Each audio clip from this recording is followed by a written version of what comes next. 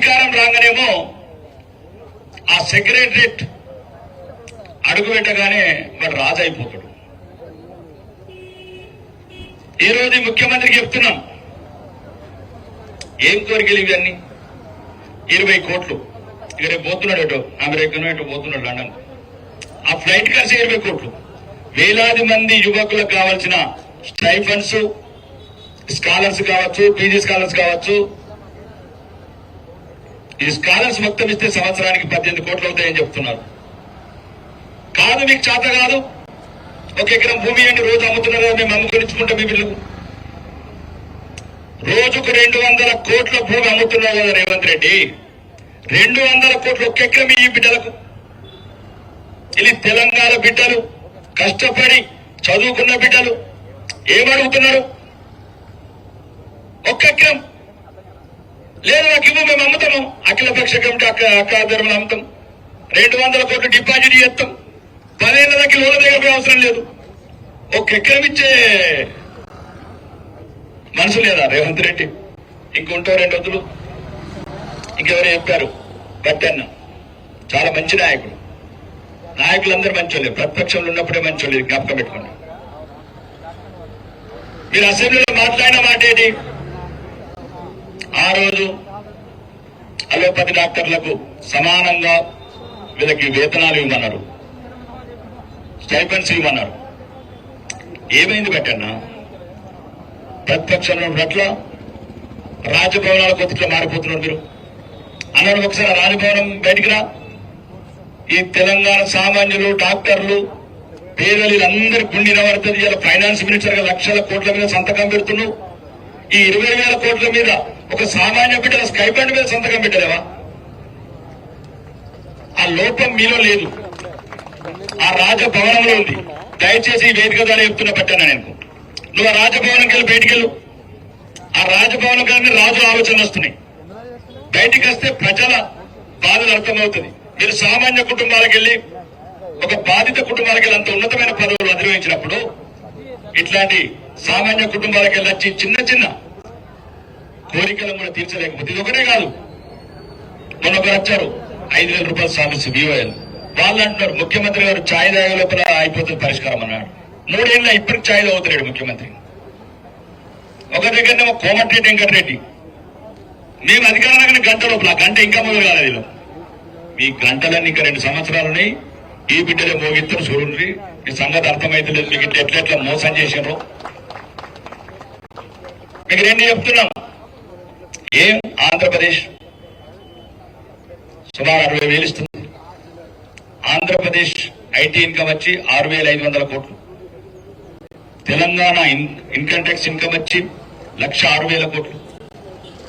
ఈ రోజే సాఫ్ట్వేర్ ఎగుమతులు తెలంగాణ 1,13,000 కోట్లు, ఆంధ్రప్రదేశ్ 5,000 కోట్లు. ఆంధ్రప్రదేశ్ 5,000 కోట్ల సాఫ్ట్వేర్ ఎగుమతులు ఉంటేనే 60,000 స్టైఫండ్ ఇస్తున్నది ఆయుష్ డాక్టర్లకు. 1,13,000 కోట్ల ఎగుమతులు చేసుకుంటా ఈ రాష్ట్రానికి ఎంతో ట్యాక్స్ కడుతున్న ఈ సాఫ్ట్వేర్లకు వెళ్ళి పిల్లలకి 20,000 కోట్లు ఇవ్వలేము.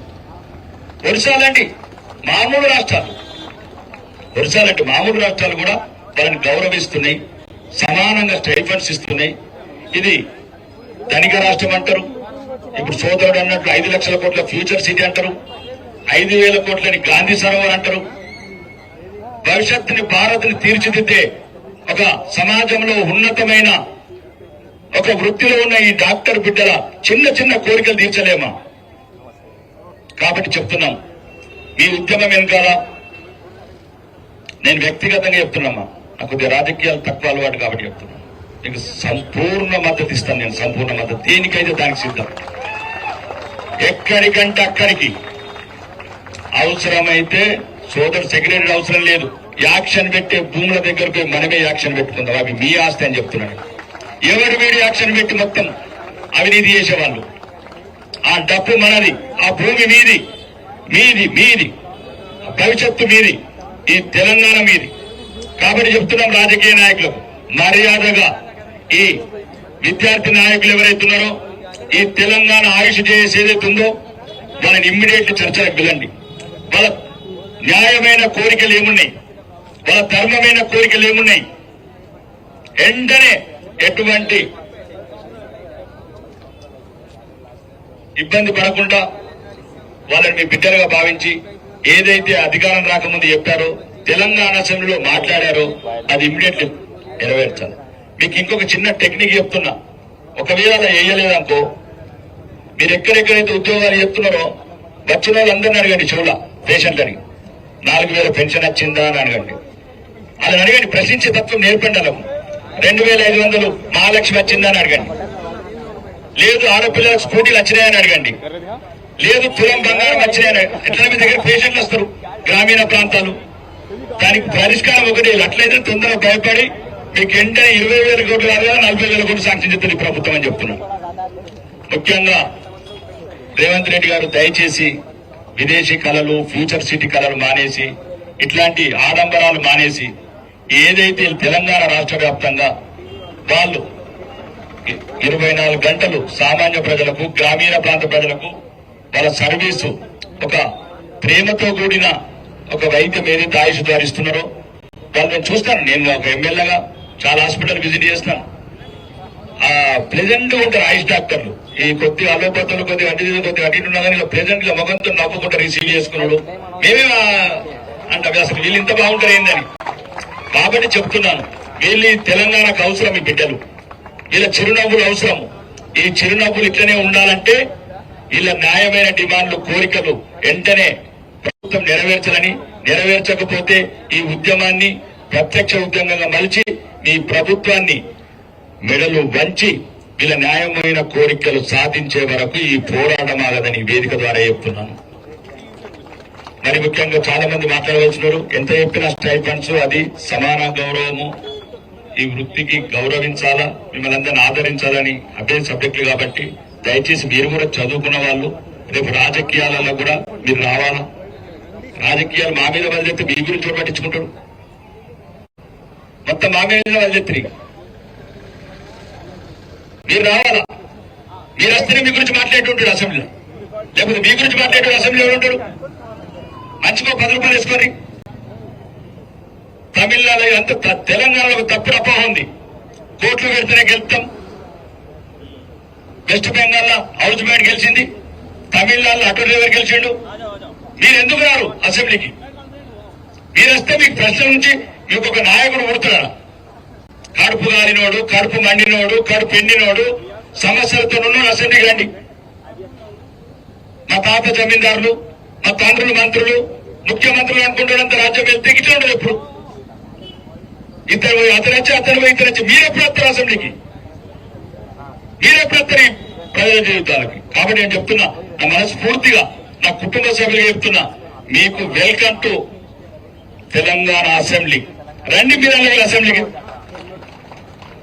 మేమిస్తాం ధైర్యం, మేమిస్తాం తెలివి, మేమిస్తాం ప్రభుత్వాన్ని నిలదీసేది. కాబట్టి నేను వ్యక్తిగతంగా కోరుకుతున్నామ్మా మీ అందరినీ, దయచేసి మీ సమస్యలు మాలాంటి మీద వేస్తే అక్కడ ఎన్నో సమస్యల్ని మీరే, మీ ప్రతినిధులు ఎవరొకరు అందరూ స్వార్థపూరితంగా ఆలోచించకుండా మీ అందరిలో ఒకరిని తయారు చేసుకోండి, మీ అందరిలో ఇద్దరిని తయారు చేసుకోండి. గెలుస్తారు, ఎంతో మంది సామాన్యులు గెలుస్తున్నారు. మీరు అసెంబ్లీకి వస్తేనే మీ సమస్యలే కాదు, పేద ప్రజల సమస్యలు, మిగతా అణగారిన సమస్యలు, సామాన్యుల సమస్యలు, లేకపోతే వీడు ఎంత తిన్నాడు, వాడు అంత తిన్నాడు. అసెంబ్లీ చూడండి, ఎప్పుడన్నా టీవీ పగలగొట్టాలనిపిస్తుంది, మొబైల్ ఫోన్ కింద పగలగొట్టాలనిపిస్తుంది. వీడు 10,000 కోట్లు తిన్నాడు, వాడు 20,000 కోట్లు తిన్నాడు. ఇలా ఇదే ఉంటుంది అన్న లోపల సబ్జెక్టు. మీరు వస్తే ఆయుష్ గురించి చర్చ జరుగుతుంది, గ్రామీణ ప్రాంతాల్లో వైద్యం గురించి చర్చ జరుగుతుంది, విద్య గురించి చర్చ జరుగుతుంది. కాబట్టి మీ అందరికీ మనస్ఫూర్తిగా తెలంగాణ రాజకీయాల దత్తుతండ్రులు ధైర్యంతో రండి. మేమున్నాం మీ వెనకాల. పార్టీలకు అతీతంగా మీ అందరినీ స్వాగతిస్తున్నాను. రాజకీయంలో మీరు వచ్చిన రోజు మీకు న్యాయం జరుగుతుందని చెప్తున్నాను. ఈ అవకాశం ఇచ్చిన పెద్దలందరికీ మరియు మీకు రానున్న రోజులనే ప్రభుత్వం స్పందించి వెంటనే న్యాయం చేస్తుందని మనస్ఫూర్తిగా ఆశిస్తూ మీ అందరికీ మళ్ళొక్కసారి ధన్యవాదాలు తెలుపుతూ జై భారత్, జై తెలంగాణ.